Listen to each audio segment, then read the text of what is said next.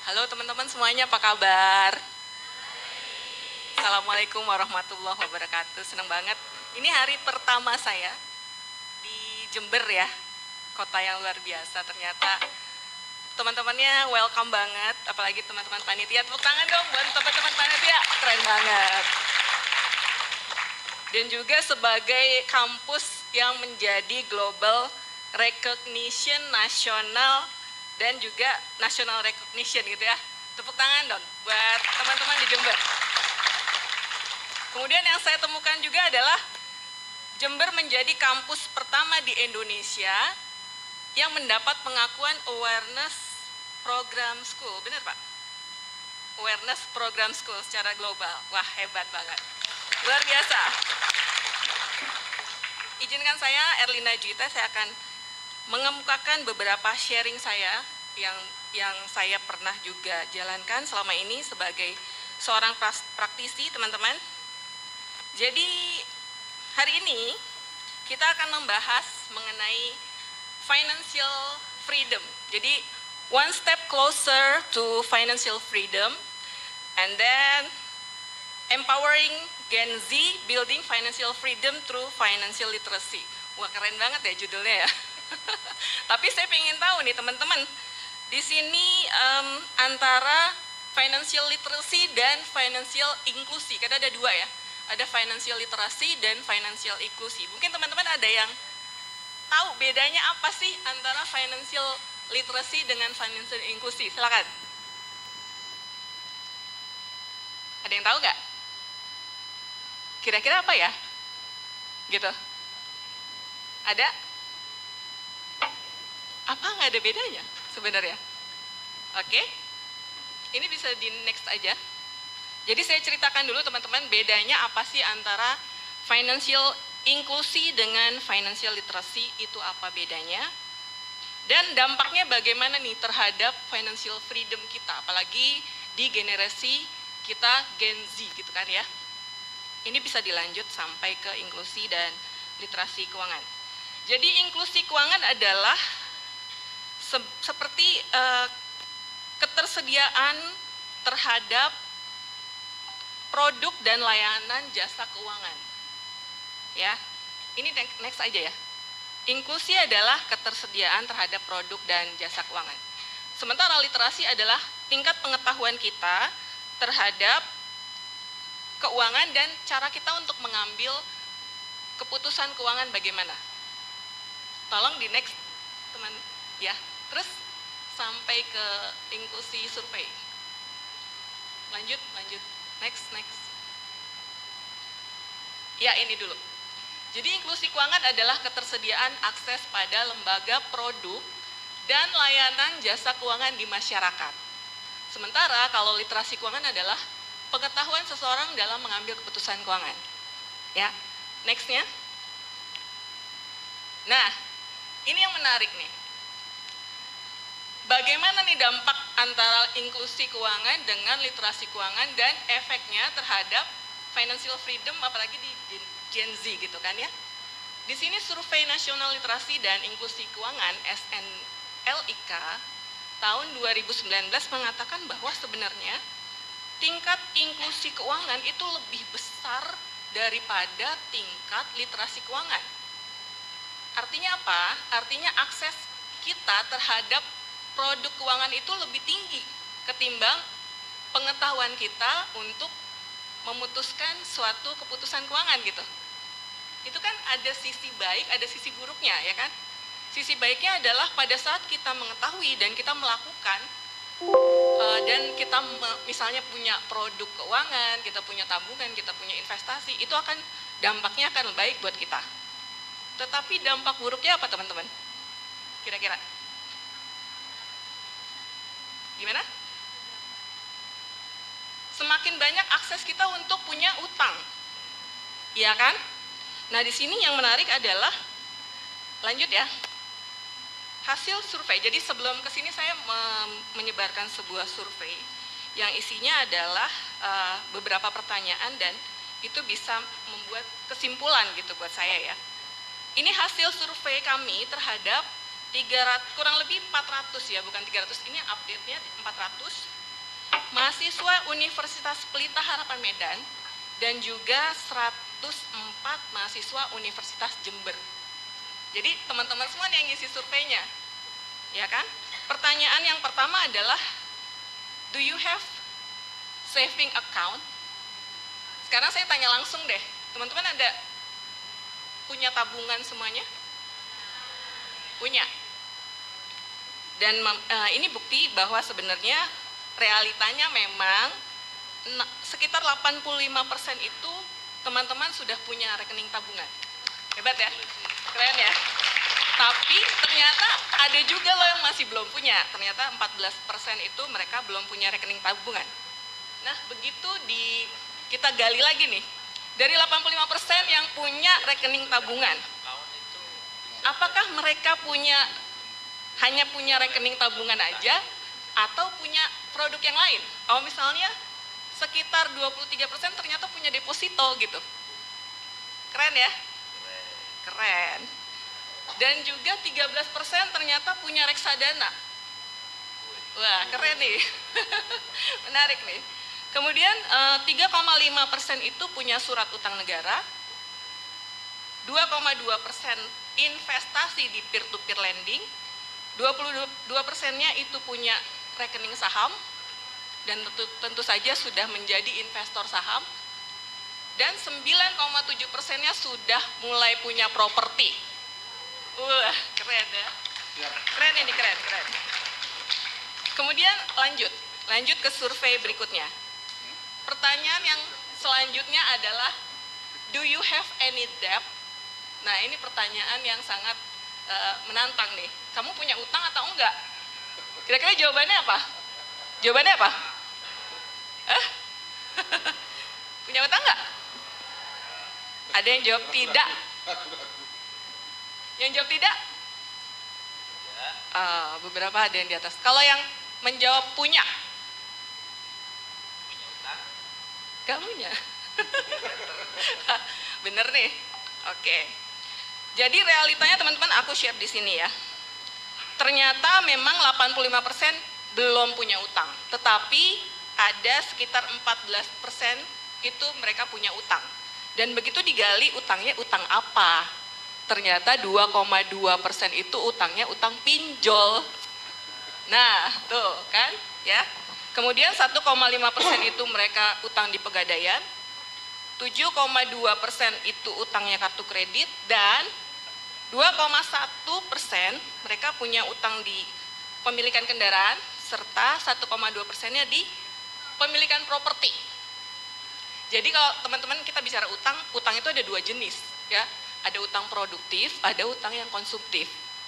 Nah, kalau diperhatikan di sini sekitar kurang lebih 60% itu masih ada di hutang yang konsumtif, yaitu pinjol, pegadaian, kartu kredit, dan juga utang yang lain gitu. Sementara untuk yang produktif seperti kredit pemilikan properti masih sangat sedikit. Ya, itu sharingnya. Kemudian lanjut lagi, next. Saat ditanya, apakah bagaimana, adakah kesulitan untuk setiap bulannya itu memenuhi kebutuhan-kebutuhan dalam bentuk pengeluaran misalnya? Saat ditanya pertanyaan itu, hasilnya mengaku 40% itu sangat sulit membiayai pengeluaran dan membayar utang. Benar nggak? Benar nggak sih? Kemudian 65% itu sangat mudah untuk membiayai pengeluaran. Nextnya adalah, saat ditanya gini, beberapa tahun belakangan, bagaimana nih pola pengeluaran ketimbang dengan pola pendapatan? Oh, ternyata 22% mengaku masih defisit. Masih defisit maksudnya pengeluaran itu lebih besar daripada pendapatan. Itu defisit. Kemudian 24% mereka adalah impas. Impas maksudnya ya udah impas gitu, pengeluaran sama pendapatan kalau dikurangi jadi 0. Jadi nggak ada sisanya ya. Tapi yang membanggakan di sini, wah keren ya. 58% mereka sudah surplus. Berarti sudah punya pendapatan yang lebih banyak daripada pengeluaran. Nah, di pertanyaan yang terakhir ini agak concern nih saya. Kenapa? Karena pada saat ditanya, sebenarnya gimana sih kamu pernah nggak mencadangkan cash flow ya untuk ya paling tidak 3 bulan pengeluaran aja, ya kan? Pertanyaannya kayak gitu deh. Hasilnya apa teman-teman? Ternyata 74% belum punya dana darurat yang cukup. Dana darurat yang cukup itu untuk single adalah minimal 3 kali pengeluaran. 74% masih belum punya, sementara 25%-nya sudah punya.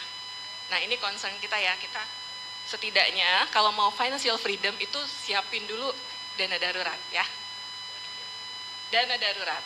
Artinya apa Pak dana darurat?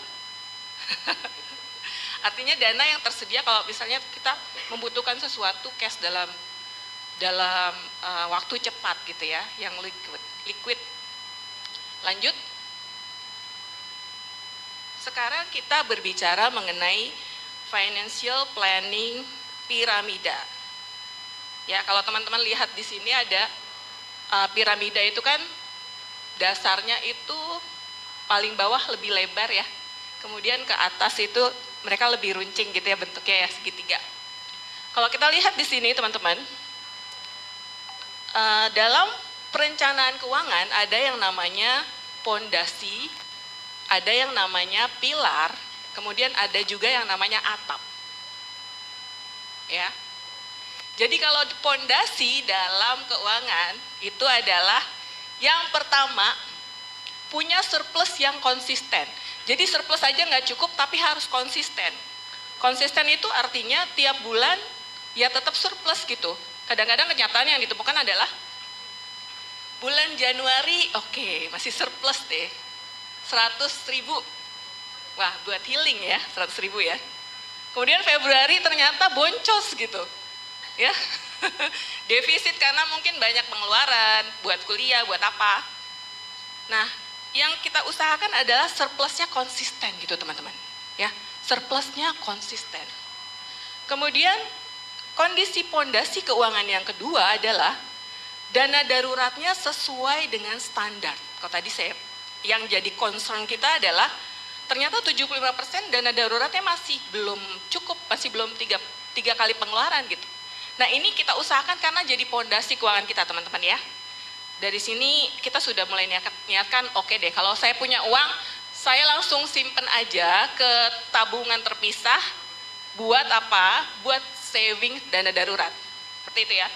Kemudian rasio utang jangan lebih dari 30%.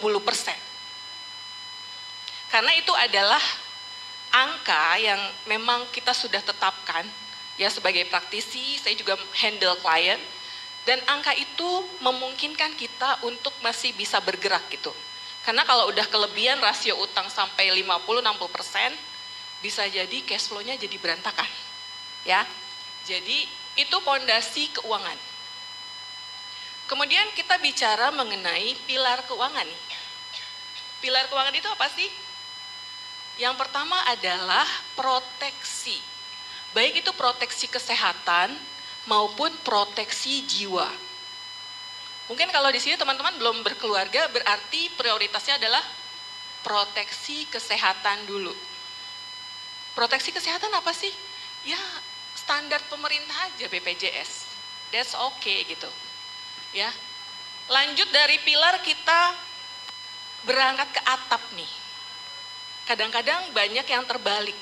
Mereka ngejar investasi dulu tapi lupa. Belum surplus cash flow-nya, kemudian dana daruratnya belum mencukupi standar dan utangnya masih banyak gitu. Ya. Karena ingat, investasi adalah tahapan yang ketiga. Setelah pondasi dan pilar itu sudah kokoh semua gitu. Ya. Investasi adalah atap keuangan, dan juga tujuan-tujuan keuangan adalah atapnya. Kemudian setelah membangun rumah, ya, berarti rumahnya sudah komplit ya. Membangun rumah keuangan, kemudian apa lagi teman-teman? Kita mulai aware, kita mulai sadar untuk melakukan perencanaan pensiun. Saya mau tanya nih, teman-teman ada yang sudah kepikiran belum untuk merencanakan pensiun di usia sekarang? Kok ketawa-ketawa sih? Gimana? Udah? Ada yang udah? Mbak udah? Udah belum? Belum ya? Ya mudah-mudahan kita ketemu di sini ada berkahnya ya. Jadi aduh saya mesti nyiapin nih pensiun gitu kan. Karena sering sekali saya ketemu ya di level-level usia seperti kalian ini, di usia-usia kuliah gitu kan. Pas ditanya, kamu udah siapin dana pensiun belum? Belum Mbak, saya masih butuh untuk having fun. Saya masih butuh untuk healing gitu kan. Nah begitu ketemu lagi dengan mereka yang berusia di atas itu, misalnya sudah berkeluarga gitu kan ya, ditanya lagi nih, udah nyiapin dana pensiun belum? Waduh, kebutuhan masih banyak, cicilan KPR, kemudian untuk persiapan pendidikan anak, kayaknya belum kepikiran deh, gitu ya. Nah, begitu ketemu lagi dengan mereka yang sudah mau pensiun, maka jawabannya kira-kira apa? Kira-kira apa jawabannya? Seandainya saja saya bisa menyiapkan pensiun dulu waktu saya masih kuliah gitu. Jadi itu penyesalan adanya di belakang ya. Kalau di depan namanya apa? Kalau di depan namanya pendaftaran ya. Biasanya penyesalan memang di belakang gitu. Jadi teman-teman kita ketemu di sini mudah-mudahan muncul kesadaran ya bahwa sebenarnya persiapan untuk pensiun itu nggak ada salahnya untuk kita pikirkan sekarang. Oke lanjut. Adalah distribusi. Oke, sekarang saya mau membahas ini nih, ini yang menarik. Kan kita lagi bicara financial freedom ya, ya kan? Temanya kan financial freedom gitu kan. Nah, saya temukan di sini dari bukunya Grant Sabatier yang berjudul Financial Freedom. Saya temukan di sini bahwa sebenarnya ternyata financial freedom itu punya level, teman-teman. Ternyata dia punya level. Levelnya ada 7. Jadi kalau teman-teman bisa lihat di sini, levelnya 7. Banyak amat gitu ya, levelnya sampai 7 gitu kan. Yang pertama adalah level clarity. Clarity maksudnya apa? Maksudnya adalah kita bisa mengetahui nih sebenarnya kita nih ada di mana dan kita mau kemana. Jadi kita mengetahui kita ada di posisi saat ini, kemudian kita mengetahui dengan persis kita mau pergi kemana gitu. Itu adalah level clarity. Ya toolsnya adalah kita bisa melakukan financial check up. Apa itu financial check up? Itu adalah cara kita untuk mengetahui berapa banyak rasio utang, berapa persen rasio menabung, dan juga berapa banyak sebenarnya aset dan juga pendapatan pengeluaran kita. Serta juga mengindikasi masalah berapa kali kita punya dana darurat. Itu biasanya saya lakukan setiap saya ketemu klien.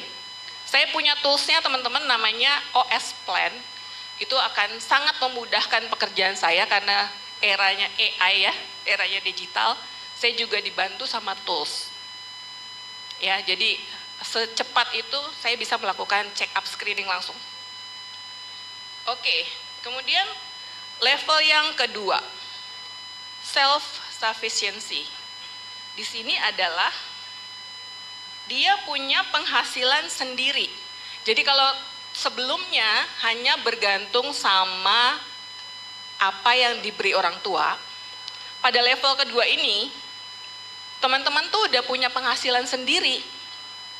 Entah dari misalnya jualan buku, atau misalnya jadi asisten, ya kan? atau misalnya ngadain project-project, nah teman-teman udah punya income sendiri. Nah itu artinya teman-teman punya financial freedom di level kedua. Kemudian di level ketiga adalah breathing room, itu artinya teman-teman udah bisa napas nih. Kalau tadi yang level sufficiency mungkin masih agak kewalahan gitu kan ya, karena oke, ngepas banget. Nah kalau di breathing room ini surplus konsisten buat teman-teman bisa saving. Kemudian di level berikutnya, teman-teman tuh udah punya tingkatan stability, di mana punya dana daruratnya sudah 6 kali bahkan, ya, dan rasio utangnya sudah cukup sehat. Kemudian level berikutnya adalah flexibility, ya. Flexibility itu sudah bisa rutin investasi untuk punya aset produktif. Karena tujuan kita investasi apa sih? Kita punya aset produktif, yang nantinya aset produktifnya itu menghasilkan kan. Sehingga dari aset produktif yang menghasilkan itu income nambah dong.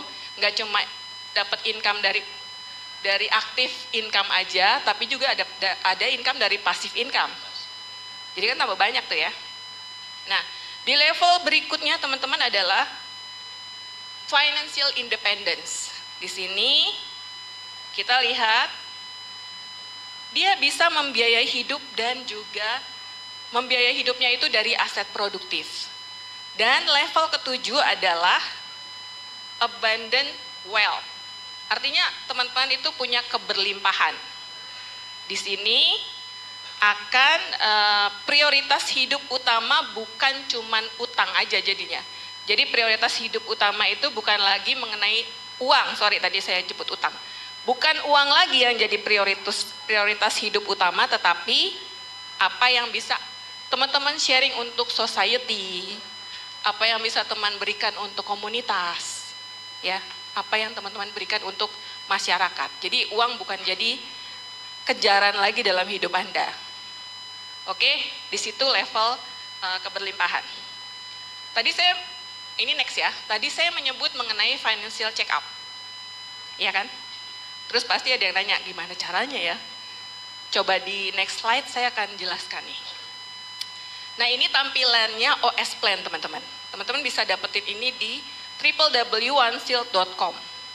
Kalau teman-teman buka di situ, dan teman-teman pingin tahu sebenarnya level kesehatan keuangan saya di mana sih? Itu kan untuk memenuhi kriteria yang tadi kan, yang level pertama kan, clarity kan. Nah, kalau teman-teman bisa isi semua dan tahu hasilnya, di situ ada indikatornya. Ada 3 indikator, teman-teman. Ya. Kita lihat di sini. Indikator yang pertama adalah rasio, kecil banget ya tulisannya. Rasio utang ya. Jadi ada rasio utang, ada rasio investasi, dan ada rasio dana darurat. 3 aja cukup kok untuk kita tahu sebenarnya kita keuangannya sehat atau belum sehat, ya, itu tampilannya. Kemudian dilihat lagi di sini, periksa kondisi keuangan dengan OS Plan. Nah, sekarang kita gali lagi nih, next, gali lagi nih, financial check up, lanjut, ya lanjut, ini ke belakang ya, maju dong. Ke depan, terus sekarang gali lagi, arus kas positif yang seperti apa, gimana cara ngatur uangnya, ya kan? Nah sekarang teman-teman bisa cermati, coba dicatat berapa pendapatan dan pengeluaran setiap bulan. Pencatatannya itu mau gunakan manual nggak apa-apa, misalnya punya tools atau misalnya punya aplikasi silakan. Yang jelas dari catatan itu kita tahu tujuan kita mencatat adalah untuk mengetahui sebenarnya kita surplus, impas atau defisit nih selama ini. Jangan-jangan selama ini kita belum mengetahui saya ada di mana gitu. Karena emang kita nggak nyatat gitu, ya. Nah kalau kita sudah melakukan pencatatan maka kita sudah tahu, oke, saya masih defisit. Berarti PR saya adalah membereskan cash flow saya nih supaya surplus, ya kan? Atau misalnya, wah saya udah surplus nih, nah surplusnya mau dikemanain? baru kita lihat produk investasi apa nih yang potensial untuk saya invest gitu ya. Kedua, setelah dicatat, coba cari tahu kondisi arus kas saat ini apakah defisit, impas atau surplus. Kemudian yang ketiga, setelah tahu kondisinya, maka pengeluaran kita, kalau misalnya kita masih defisit, coba cek lagi apa sih yang membuat pengeluaran kita boncos di mananya gitu. Kalau kita punya catatan, itu bisa ditelusuri teman-teman. Misalnya, oh ternyata saya terlalu sering buka aplikasi orange, atau buka aplikasi hijau, atau jangan-jangan list check out saya belum kecentang semua nih. Gitu kan ya. Atau di keranjang saya udah 99 plus gitu ya. Nah itu coba cek, apalagi misalnya era digital ini memungkinkan kita untuk tracing lagi ke belakang ya kan. Ya kan? Kemudian yang keempat adalah cek lagi bulan berikutnya apakah masih boncos. Nah kalau masih boncos terus-terusan, Anda harus cek mindsetnya nih. Bukan cuma kantongnya, mindsetnya, jangan-jangan mindsetnya Anda mesti di-install ulang. Ya, gitu. Jangan-jangan mindsetnya mindset boncos, bukan mindset abundance tadi. Ya. Oke lanjut. Sekarang saya mau berbicara mengenai ability to pay. Jadi kalau udah surplus berarti teman-teman punya ability to pay.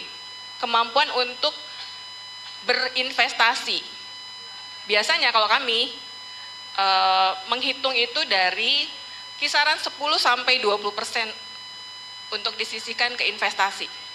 Bahkan saya sering menemukan teman-teman yang masih di level Gen Z gitu kan, Alpha sih belum ya, Gen Z, Gen Y gitu. Kemampuan investasinya itu bahkan lebih dari 20%. Kenapa? Karena mereka masih menerima uang dari orang tua, mereka produktif dan menghasilkan, dan juga mereka punya passive income ternyata. Ya, dari investasi saham, dari reksadana, seperti itu. Trading, ada yang pernah melakukan trading atau bahkan trader di sini?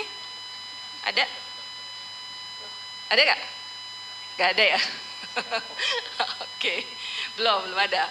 Nah itu, begitu ya. Kemudian lanjut deh, next slide. Emergency fund tadi kita udah membicarakan ya, dan hasil survei realitanya ternyata masih banyak ya yang belum punya cadangan emergency fund ya sekitar 3 kali pengeluaran gitu. Lanjut, dana darurat apa sih? Dana darurat itu hitungnya dari mana sih? Teman-teman tahu nggak? Kenapa sih ngitung dana darurat itu sampai 3-6 kali, dan dari mana sih hasil hitungannya itu? Tahu nggak? Rasio dana darurat itu kita hitung dari jumlah aset liquid dibagi dengan pengeluaran setiap bulan. Coba teman-teman mungkin di sini kalau ada yang punya tabungan, uang cash in hand, itu dihitung semuanya berapa dibagi sama pengeluaran bulanan teman-teman. Misalnya, penghasilan bulanan biasanya berapa?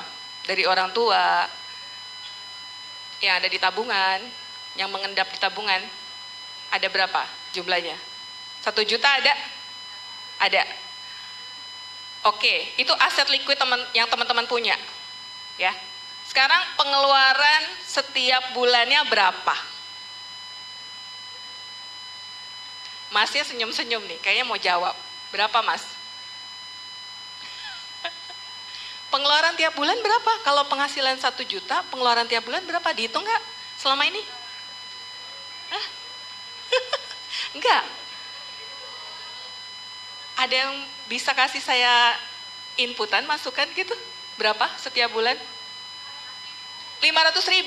Wow, berarti teman-teman, ini beneran 500.000 setiap bulan? Really?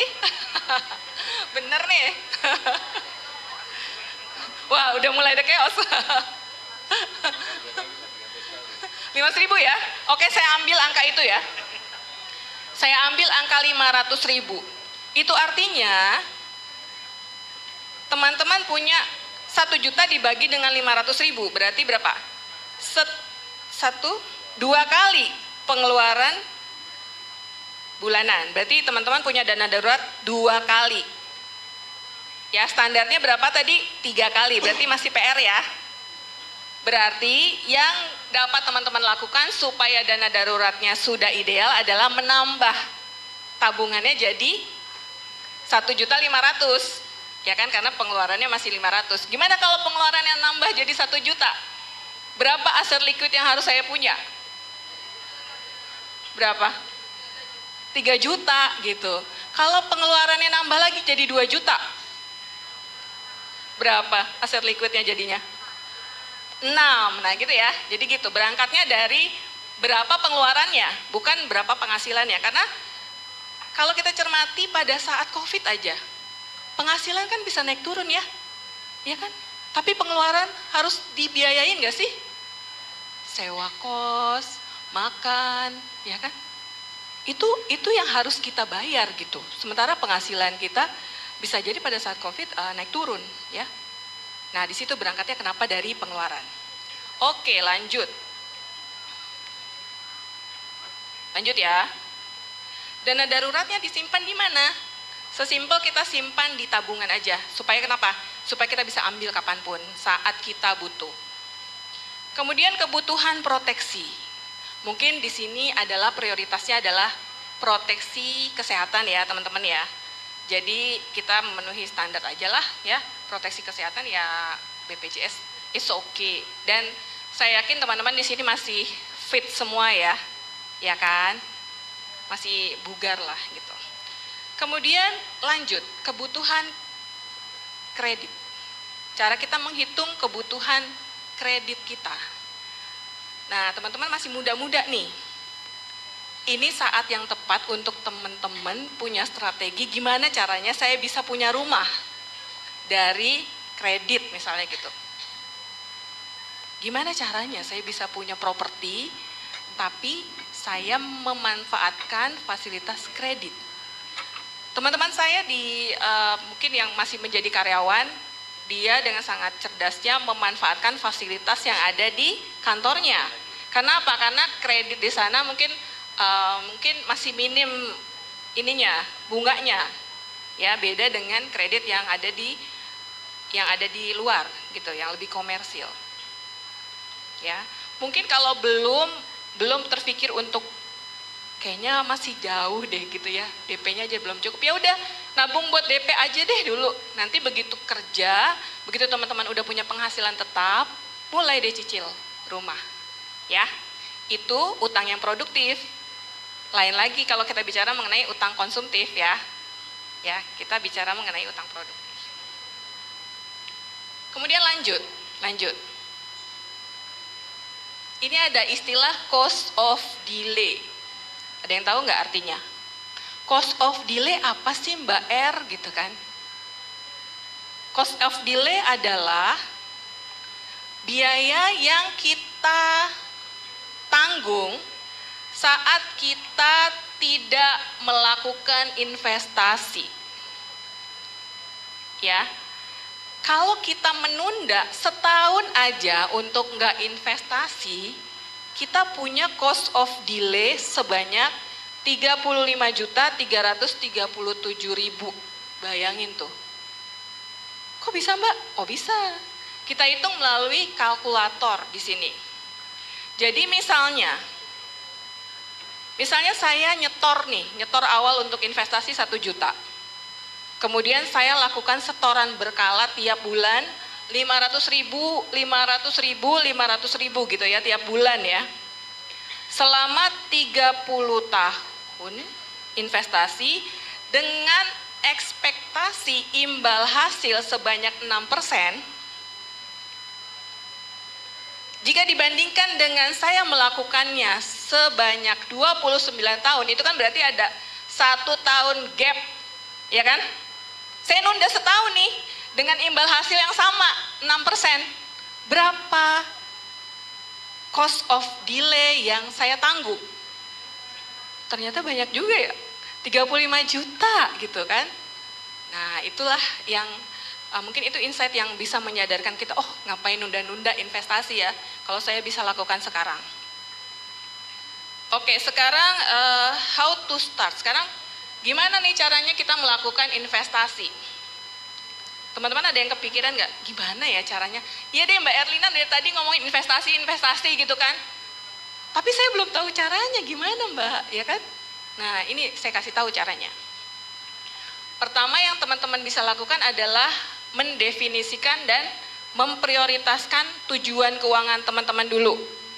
Jadi kalau teman-teman bisa kategorikan tujuan keuangan, ada yang namanya tujuan keuangan jangka pendek, ada yang namanya tujuan keuangan jangka menengah, dan jangka panjang. Nah kira-kira di tujuan keuangan jangka pendek teman-teman nih apa dulu nih? Apakah healing dulu? Atau misalnya siapin dana buat ujian misalnya gitu kan, butuh biaya tuh, ya kan? Atau apa gitu? Atau misalnya mau melanjutkan, oke Mbak, kemarin saya ngobrol di gala dinner sama teman-teman panitia, saya mau melanjutkan ambil sertifikasi profesi Mbak. Wih, keren kan ya? Tapi itu butuh biaya. Nah mungkin itu bisa menjadi tujuan keuangan teman-teman semua. Gunanya untuk apa sih sertifikasi profesi?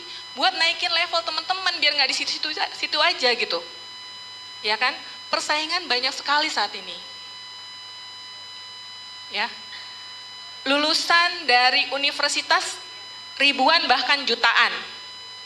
Dan mereka semuanya ingin masuk ke perusahaan Big Four, ke perusahaan yang oke, yang sudah go public mungkin, atau kemana gitu. Ujung-ujungnya apa? Mereka yang tidak bisa masuk ke perusahaan itu akhirnya ya udah bikin bisnis, startup.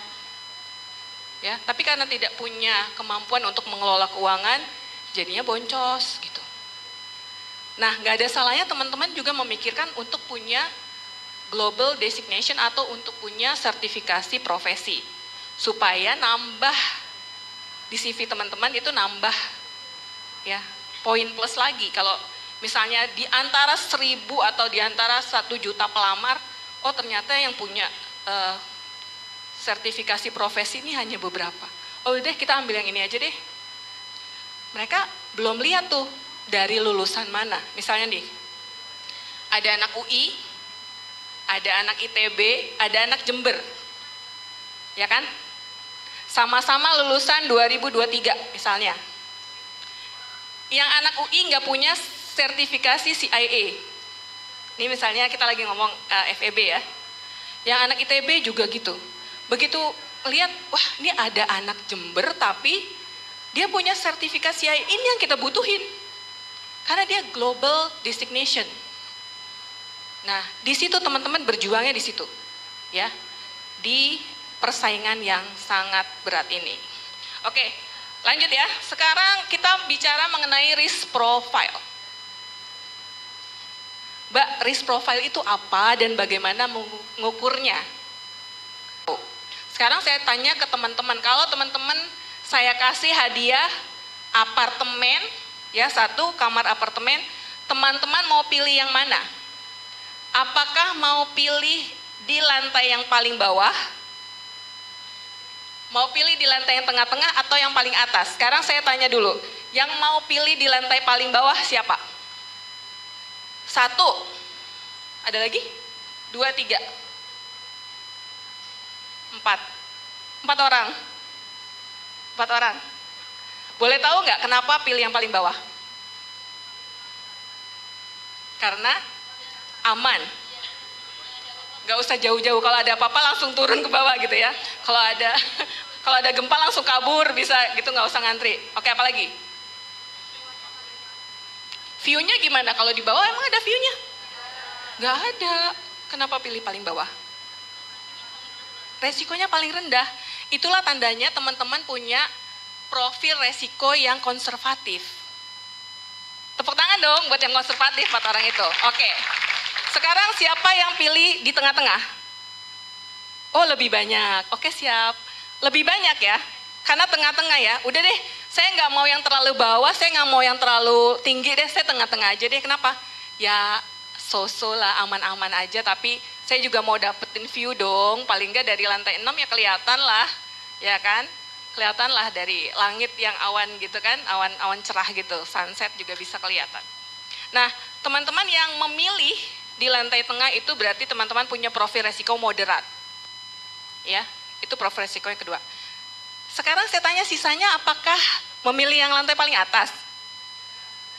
Iya. Kenapa dipilih paling atas? View-nya bagus. Tapi apa nggak takut kalau ada gempa? Kalau ada gempa kalian ngapain? Apa punya parasut? Udah siapin parasutnya atau ini yang buat terjun itu pakai apa tuh rel itu tuh? Flying Fox. Apa kalian punya rel Flying Fox? Ya. Nah, teman-teman yang memilih lantai paling atas itulah mereka yang punya profil resiko agresif. Memang begitu, memang secara naturalnya memang begitu. Semakin muda mereka, profil resiko mereka semakin agresif. Dan itu kenyataan teman-teman. Saya ketemu banyak klien, saya menemukan bahwa semakin senior mereka, mereka lebih cari aman. Mereka lebih konservatif. Karena mereka udah capek-capek ya ngumpulin uang gitu kan, ngumpulin duit. Saya mau aman-aman aja, saya nggak mau uang saya hilang begitu aja. Jadi jadilah seorang yang konservatif. Apapun resikonya, sepanjang teman-teman sudah tahu teman-teman ada di profil resiko yang mana, tinggal jalanin aja. Kalau saya menjadi seseorang yang punya profil resiko agresif, maka saya akan taruh keranjang portofolio investasi saya di saham, reksadana saham, tapi saya mix lagi nih dengan obligasi, tabungan atau mungkin logam mulia gitu. Tapi porsinya pasti yang agresif itu misalnya saham, reksadana saham pasti paling besar tuh. Porsinya bisa jadi 50-40% gitu ya. Sementara yang lainnya untuk backup gitu ya, untuk hedging aja. Nah begitu juga dengan yang konservatif.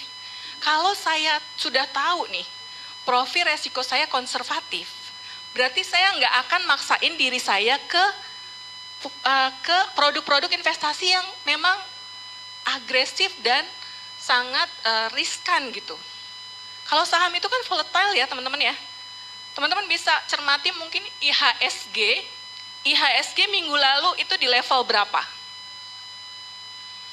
Ada yang tahu? Sudah mencapai 7.000, indeks harga saham gabungan.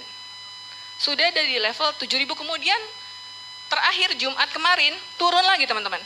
Di level 6.880 sekian gitu.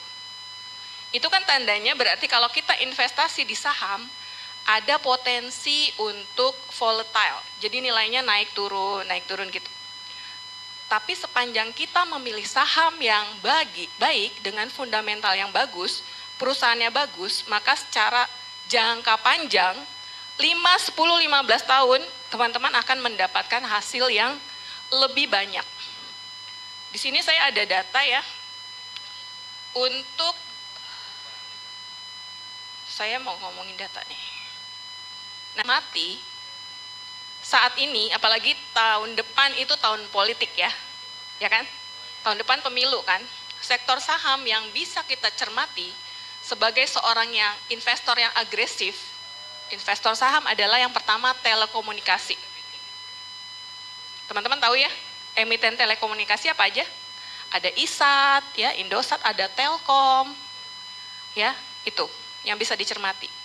Karena kalau saya tarik secara historical price-nya, ternyata dalam jangka waktu berapa tahun ya, Telkom itu mulai IPO 2004, teman-teman. Sampai dengan saat ini 2023 ternyata pertumbuhannya positif 358%. Bayangin tuh. Kemudian ISAT dari tahun 2004 ke 2023 pertumbuhannya 191%. Bayangin tuh saham ya, dari mulai IPO. Kalau teman-teman tahan saham dari IPO sampai sekarang itu pertumbuhannya. Mbak, 100% kayaknya masih kurang deh. Ada lagi nggak yang lebih banyak? Ternyata ada. Kalau teman-teman cermati di sektor energi baru dan terbarukan, EBT, Sustainable Renewable Energy, itu ada yang namanya BRPT, Barito, ya BRPT itu kalau saya perhatikan data dari RTI, Dari tahun 2002 ke tahun 2023 ternyata coba tebak berapa persen pertumbuhan sahamnya? Berapa? Ada yang bilang 500? 500? Ada yang lebih tinggi? Saya kayak lelang ya. Ada yang mungkin ekspektasinya lebih tinggi dari 500? 1200, Bapak bilang 1200. Ada yang lebih tinggi lagi? Berapa? 2000. Ternyata teman-teman, kalau teman-teman lihat data RTI, nanti install ya dari sini ya RTI, RTI itu bisnis, yang warnanya hijau-hijau itu. Ternyata BRPT secara historical price itu punya pertumbuhan positif 23.878%. Kok bisa? Ya itulah saham, dia nggak punya plafon atas gitu. Jadi kalau mau naik ya naik aja. Tapi jangan salah, sekarang ini sudah menerapkan yang namanya ARB sudah balik ke normal. Kalau mau turun ya turunnya drastis juga gitu. Makanya kita jangan sampai salah pilih. Oke, saya jadi kebanyakan di saham nih. Oke, lanjut. Investasi produknya apa aja sih? Ya kan? Apa aja sih produk-produk investasi kalau kita sudah tahu profil resiko kita? Pertama, logam mulia. Logam mulia ini punya sejarah di saya pribadi karena saya investor awal saya nabungnya nabung LM. Ya, saya nabung LM bukan saham. Gitu. Saya nabung LM tuh di sekitar tahun 2012 mungkin ya. Saat-saat kita beli logam mulia itu harus datang ke tokonya, ya kan? Harus pesan dulu, punya uang dulu untuk dibelikan gitu. Itu tuh saya mulai investasi logam mulia tuh dulunya. Apa yang terjadi sekarang dengan kemajuan teknologi teman-teman? Gampang banget ya beli logam mulia, di aplikasi Tokped juga ada. Ya kan? Ya kan? Bisa langsung tuh. Dan nilainya itu nggak perlu lagi gramasi 1 gram. Sekarang 1 gram berapa sih logam mulia? Sekitar 1 juta ya. Jadi kalau uang kita belum 1 juta pun kita udah bisa cicil LM. 100.000 tiap bulan misalnya. Bahkan bisa disetting. Tiap tanggal 1 saya mau investasi LM di aplikasi ini. Ya udah siapin aja uang setiap bulan 100.000 nanti akan didebet otomatis gitu. Semudah itu kemajuan teknologi memudahkan kita untuk investasi. Kalau dilihat juga lanjut secara historical harga LM pasti naik ya.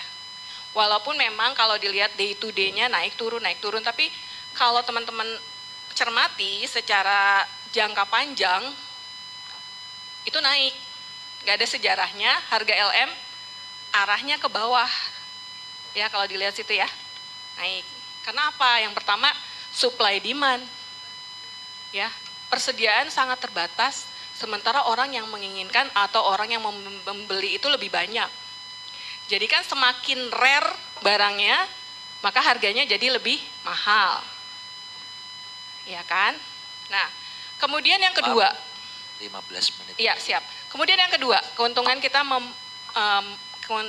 untuk punya LM adalah dia adalah produk investasi yang hedging. Hedging itu maksudnya punya lindung nilai. Ya, itu untuk membalancekan portofolio investasi kita. Kalau misalnya kita tipe yang agresif, ya punya porsi sahamnya misalnya 50%, kita harus seimbangkan dengan hedging itu. Kemudian lanjut, ada yang namanya surat berharga negara. Lanjut nih. SBN. Yang terakhir ini yang ditawarkan adalah ORI. Ya. Obligasi Retail Indonesia. Ditawarkan dari 9 Oktober sampai dengan sekitaran 15 Oktober lah. Itu kalau ORI itu kita pesan harus punya durasinya. Jadi kita nggak bisa sembarang pesan ORI kapan gitu. Jadi dia punya timeline-nya. Kalau misalnya pesannya di durasi itu, maka kita punya hak untuk punya ORI. Minimal investasi 1 juta. Imbal hasilnya sekitar 6%, 6,1 sampai 6,3. Beda jangka waktu, persentasenya bisa jadi berbeda.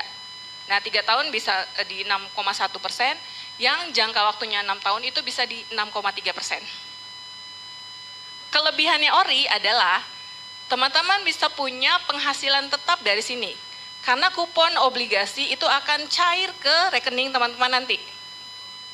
Langsung tuh cair. Tapi modalnya tetap nggak tergerus karena dia dijamin pemerintah. Beda dengan saham. Saham itu mengikuti harga volatile gitu. Kalau ORI, modalnya tetap, kita punya imbal hasil. Ya. Kemudian lanjut reksadana. Kalau reksadana ini, kita bayangin aja sekumpulan nih, teman-teman nih ngumpul di sini semua ya. Bergabung, ya, menempatkan modal ke manajer investasi. Kemudian modal itu nanti dikelola sama manajer investasi, ditaruh di beberapa keranjang investasi. Ada yang di saham, ya kan? Ada yang di obligasi, ada yang di deposito, ada yang di tabungan gitu. Nah, reksadana ini satu-satunya jenis investasi yang jenisnya banyak banget. Dari reksadana saham, reksadana pendapatan tetap, reksadana campuran, bahkan ada reksadana pasar uang. Tergantung tujuan keuangan masing-masing, gitu ya. Nah, itu reksadana. Dan satu-satunya investasi yang pajaknya minim banget, bahkan sampai 0%. Karena apa? Karena pajaknya itu sudah dibayar di level dia pembentukan reksadananya. Kalau saham, ada pajaknya juga, tapi hanya 0,1% tiap teman-teman beli atau jual. Dan itu final. Kalau obligasi, pajaknya atas bunga obligasi itu 10%. Nah, kalau deposito, pajaknya 20%. Tinggal teman-teman pilih yang pajaknya mana nih, yang lebih cocok buat saya gitu. Oke, lanjut. Lanjut ke falas. Valuta asing. Ini dapat kita invest kalau misalnya kita memang punya tujuan yang orientasinya ke luar negeri gitu. Misalnya teman-teman punya tujuan untuk melanjutkan kuliah di Amerika misalnya gitu. Ya udah investasinya dolar aja, ya kan? Misalnya teman-teman mau ada yang punya keinginan untuk lanjut di Singapura. Jadi investasinya Singapura dolar aja gitu. Nah, itu salah satu cara untuk kita menyeimbangkan inflasi ya, karena inflasi kan memang musuh dari investasi ya, ya kan? Gitu. Atau misalnya saya pingin umroh misalnya gitu, ya udah saya simpannya real aja, real, ya gitu. Oke. Sekarang properti. Nah, ini properti nih. Tadi ada berapa persen aja ya di itu ya. Properti itu memang untuk start investor awal-awal memang agak sulit karena pertama kan kita harus mengumpulkan DP ya kan. Kemudian ada, kalau nyicil berarti kan harus ada fixed income ya kan. Nah, ini mungkin kita bisa sebut properti adalah sebagai salah satu instrumen investasi, tapi mungkin nanti ya next level kita akan bicarakan mengenai ini. Nah, kemudian saham. Saham yang tadi seperti saya bilang adalah bukti kepemilikan terhadap perusahaan. Membeli saham, kita mengharapkan dua hal. Kita mengharapkan dividen dan juga capital gain. Kalau dividen itu biasanya diberikan perusahaan yang memang profitable dan memang dia berniat untuk memberikan dividen setiap tahun misalnya gitu. Bahkan ada yang 2 kali dalam setahun. Kalau dilihat, mungkin nanti teman-teman akan cermati, perusahaan-perusahaan mana sih yang memberikan dividen di atas 10 bahkan 20% itu ada. Kalau nanti teman-teman penasaran bisa tanya saya nanti setelah ini. Kemudian capital gain, maksudnya harga setelah saya beli, ada kenaikan pada saat saya nanti jual. Itu capital gain, selisih harga beli dikurangi dengan harga jual yang saya akan terima. Ya, kalau teman-teman mau berinvestasi saham, bedakan antara invest dengan trading. Oke, lanjut. Sekarang pertanyaannya, bagaimana nih Ini yang level terakhir aja slide-nya. Bagaimana nih kita, ya bagaimana nih Gen Z meraih financial freedom? Gimana nih caranya ya kan? Ya, yang saya bisa share teman-teman, pertama, teman-teman coba deh lebih kreatif menghasilkan uang. Jadi gimana kita menghasilkan uang, gimana kita mengelolanya, dan bagaimana kita membuat uang itu lebih produktif lagi untuk menghasilkan diri kita lagi gitu ya. Memberi penghasilan lagi ke kita. Gimana nih cara yang kreatif? Mau jadi blogger boleh-boleh aja ya kan? Mau jadi YouTuber ya nggak masalah juga ya. Sepanjang tidak mengganggu perkuliahan teman-teman, silakan lakukan. Kemudian lebih cerdas dalam mengelola keuangan. Ya, tadi udah tahu ya gimana sih caranya saya mengetahui kondisi keuangan saya saat ini sehat atau enggak ya. Nah, itu ada toolsnya tuh. Tinggal cek aja di financial check up. Oke, sekarang berarti saya udah ada surplus dan surplus saya ini mau saya kemanain. Ya, gitu. Lebih cerdas. Kemudian lebih cermat melakukan investasi. Jangan sampai tergiur dengan yang namanya investasi bodong. Apa itu investasi bodong? Investasi yang cuman menjanjikan janji-janji palsu aja. Atau PHP. Teman-teman pernah di PHP enggak? Enggak? Oh, ada yang pernah di PHP. Rasanya gimana? Aduh, sakitnya tuh di mana? Bisa nyanyi tuh ya, sakitnya tuh di sini. Nah, jangan sampai terjebak yang namanya investasi bodong, karena akan sangat sakit. Cara teman-teman untuk supaya nggak terjebak investasi bodong yaitu kita punya literasi keuangan yang baik. Kita tambah pengetahuan kita. Jenis-jenis investasi apa nih yang ditawarkan? Dan mana yang baik buat saya? Mana yang aman? Jangan sampai tergiur dengan janji-janji, oh investasi ini akan menghasilkan return 150%. Padahal kita nggak tahu kita invest di mana. Ya kan? Kemudian siap siaga melakukan proteksi dan juga merencanakan kehidupan sejahtera. Sekarang dari sini teman-teman udah siap jadi financial freedom belum? Teman-teman udah siap untuk melakukan investasi belum? Teman-teman udah siap nih misalnya ada PR untuk konsisten surplus, udah siap belum? Siap ya? Berarti inilah saat yang tepat untuk kita mengakhiri perjumpaan ini. Terima kasih teman-teman. Wassalamualaikum warahmatullahi wabarakatuh. Terima kasih. Waalaikumsalam warahmatullahi wabarakatuh. Luar biasa. Sekali lagi kita beri aplaus untuk kedua pemateri kita.